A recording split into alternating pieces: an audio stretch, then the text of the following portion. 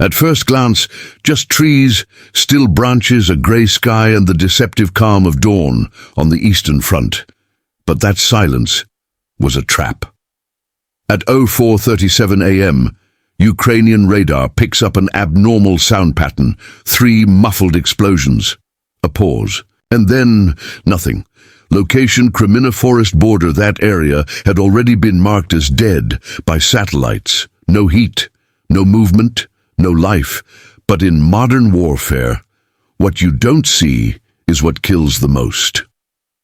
Weeks earlier, a Ukrainian platoon had been ambushed without warning. Projectiles rained down from nowhere. No alert, no drone, just sudden death. Something was hidden, and it was smarter than they thought. In the field notebook, a commander wrote one final line before vanishing: "The forest watches, the forest answers." But this time, the forest would answer for the last time. At 05:01 a.m., a thermal camera reveals the truth.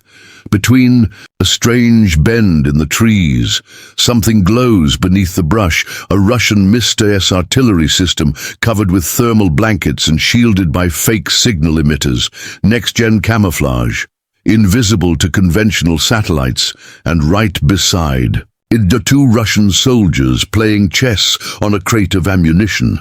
They were so confident in their hiding place. They no longer feared the sky, but they made a mistake. That morning, the Ukrainian drone patrolling the area wasn't just any drone. It was a silent hunter, equipped with AI and thermal disruption sensors. And what it uncovered was even more disturbing. Beneath the foliage, there wasn't just one gun. There were 5 more units laid out in a fan formation, with targeting lines programmed toward civilian zones. And at the center of the camp, an underground command post, where artillery officers responsible for bombing schools and hospitals in Sloviansk held their meetings. This was more than a military position. It was a nest of shadows. Now, Ukrainian High Command faced a decision that's made only once in a lifetime: strike immediately, or wait 24 hours for a Russian convoy with reinforcements and wipe them all out at once. The answer was clear: wait. And for those 24 hours, Ukrainian drones didn't strike. They just watched. They saw soldiers arrive with weapons, high-ranking officers, and even an Iranian technician carrying a black box. But the strangest sight of all, a Russian officer celebrating his birthday under the trees, balloons, laughter, vodka, in the middle of hell. They didn't know they were drinking their final toast, and when sunset came, the plan was set. Coordinates locked, drones armed. The forest had served as a hiding place. Now it would become their grave. In the frozen skies of eastern Ukraine, as the mist crept like a ghost between the trees, a swarm of Ukrainian drones floated unseen.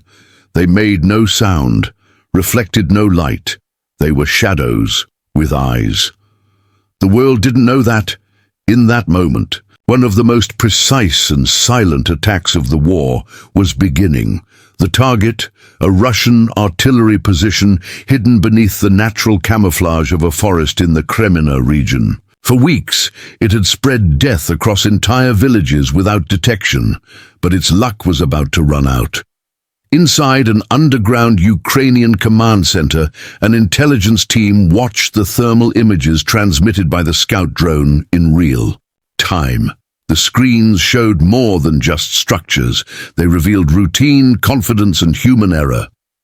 "They're too relaxed," one of the analysts remarked. But the first twist didn't come from the air. It came from the ground. A Ukrainian patrol scanning the surrounding area found something unexpected: a buried fiber-optic cable extending from the Russian bunker toward the south. An alternate connection, or something worse? Using magnetic sensors, they traced the cable to a second entrance, hidden under a trap of leaves and branches. It wasn't on any map. It didn't appear in heat signatures. It was an emergency exit, or a deadly ambush waiting to be triggered. The High Command decided to change the original plan. This would no longer be a direct strike. It would be a total encirclement. No escape, no survivors, no room for error. At 7:43 p.m., as the forest darkened and fog crept in, the order was clear. Authorized immediate strike. 14 drones launched from different directions. Some hovered above the canopy, others descended between the branches, as if they were part of the forest itself. The first impact was surgical. An FPV drone, loaded with plastic explosives, rammed into the central artillery cannon. The flames rose in silence. The shockwave was absorbed by the density of the trees. The second drone hit the command tent. Inside, Russian officers were eating dinner and reviewing maps. One of them still had a fork in his hand when the ceiling exploded above them. Within seconds, panic erupted. The Russians, unaware of where the attacks were coming from, ran in all directions. Some fired into the air. Others shouted codes through radios that no longer worked.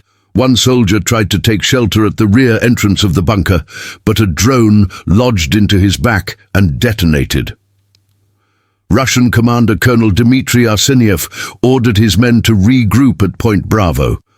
But not all heard him, and those who did were already being tracked from above. A thermal camera caught a group of Russian soldiers hiding in a trench. They believed they were out of range. They didn't know the next drone had facial recognition linked to AI. The Ukrainian operator with a steady gaze confirmed. Target verified. Strike in 3, 2, 1. A cloud of fire erupted. The drone detonated right in the center of the trench. Silence. No movement was detected afterward. Meanwhile, a small group of Russian soldiers reached a camouflage structure beneath tree roots. They shut off their radios and sealed the entrance, thinking they had escaped. But drones don't rely on sound or heat. One of them, a night hunter model, was dispatched to scan the area through ground vibrations. At 8:06 p.m., it located the structure. At 8:08, it released a micro-explosive charge that pierced the roof and unleashed tear gas inside. The soldiers emerged, coughing, disoriented, unarmed. One of them raised his hands in surrender. He was taken down by a Ukrainian sniper stationed on a nearby ridge. The rest didn't fare any better. In parallel, another drone team detected an attempt to deploy a Russian electronic jamming system from a nearby clearing. It was their last resort, to blind the drones, even for a few minutes, but a Ukrainian operator had already anticipated the move. A cyber-sabotage drone was already airborne. It flew over the Russian equipment and emitted a pulse that fried the generator.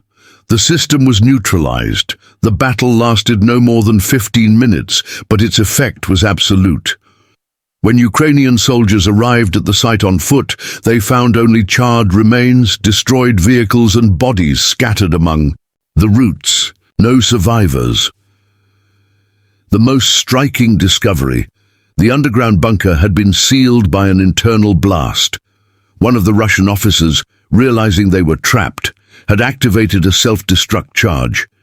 Inside, they found fragments of classified documents, torn maps, and a Kremlin insignia. Upon witnessing the scene, the Ukrainian commander uttered just one phrase: "Now, this forest is ours."